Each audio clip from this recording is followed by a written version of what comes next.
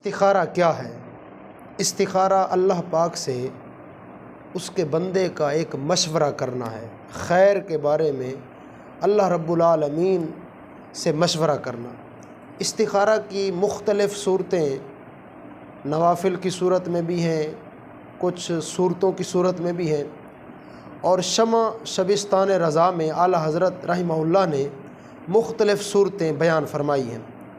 آج میں آپ کو ایک بہت ہی آسان اور مختصر طریقہ اور بہت ہی مجرب طریقہ جو اعلیٰ حضرت نے شمع شبستان رضا میں بیان فرمایا ہے، اور یہ ایسا استخارے کا طریقہ ہے کہ ہر عام و خاص بندہ یہ کر سکتا ہے۔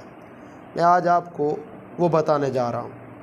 سب سے پہلے آپ باوضو ہو کر، قبلہ رخ ہو کر، چاہے کسی نماز کے بعد یا کسی اور وقت میں قبلہ رخ بیٹھ کر آپ کے ہاتھ میں ایک تسبیح ہونی چاہیے۔ 11 مرتبہ آپ درود شریف پڑھیں، ٹھیک ہے، اس کو بے شک آپ انگلی پر شمار کر لیں، پوروں پر شمار کر لیں۔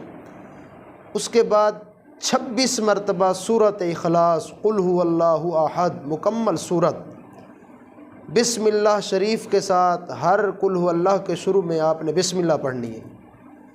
اس کے بعد 26 بار پڑھنے کے بعد آخر میں پھر 11 مرتبہ درود شریف آپ نے پڑھنا ہے، چاہے چھوٹا درود شریف پڑھیں، درود ابراہیمی پڑھیں، بڑا درود پڑھیں، مختصر پڑھیں، 11 مرتبہ بہرحال آپ نے پڑھنا ہے۔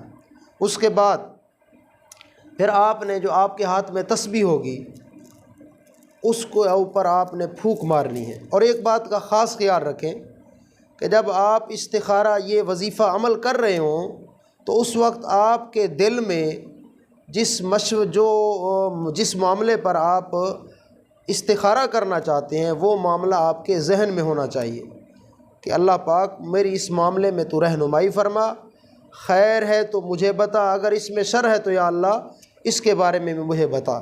پھر آپ نے یہ وظیفہ بھی پڑھتے رہنا ہے، اور پھر آخر میں جب آپ نے تسبیح پر پھونک مارنی ہے، پھونک مار کر آپ نے تسبیح اپنے سامنے، رومال ہے، سجدے والی جگہ ہے، اس پر آپ نے تسبیح کو یوں ڈال دینا ہے، یوں رکھ دینا ہے۔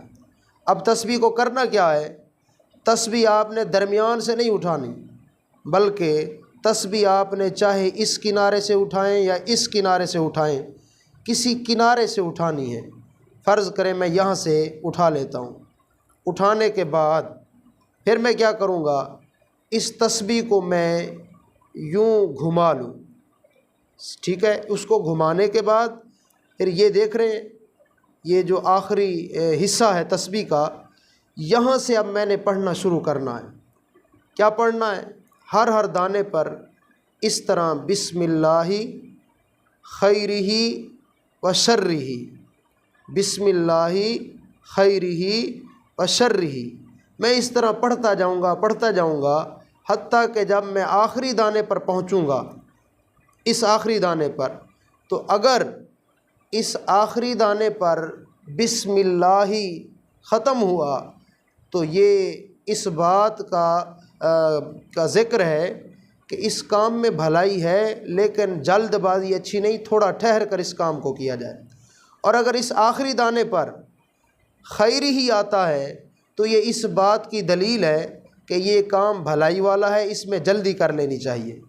اور اگر اس کے آخر میں اس آخری دانے پر وشرہ کا لفظ آتا ہے تو یہ اس بات کی طرف اشارہ ہے کہ اس کام میں بھلائی نہیں، اس سے دور رہنا ہی بہتر ہے۔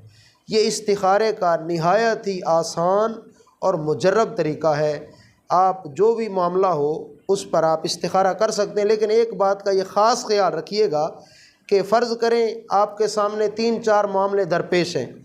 ایک رشتے کا معاملہ ہے کہ آپ نے اپنی بچی کا رشتہ کرنا ہے، تو 3-4 مقامات سے، 3-4 جگہوں سے آپ کے پاس رشتے آئے ہیں، تو اب آپ نے یوں نہیں کرنا کہ ایک ہی استخارہ تینوں کے لیے کریں، بلکہ کیا کرنا ہے، ہر ایک رشتے کے لیے الگ الگ استخارہ کرنا ہے، ہر ایک لڑکے کے لیے الگ الگ آپ نے استخارہ کرنا ہے۔ تو مجموعہ جو ہے کاموں کا، اس میں ایک استخارہ نہیں کیا جاتا، بلکہ ہر الگ الگ کام پر استخارہ کیا جاتا ہے۔ مجھے دعاؤں میں یاد رکھیے۔ وآخر دعوانا ان الحمد للہ رب العالمین۔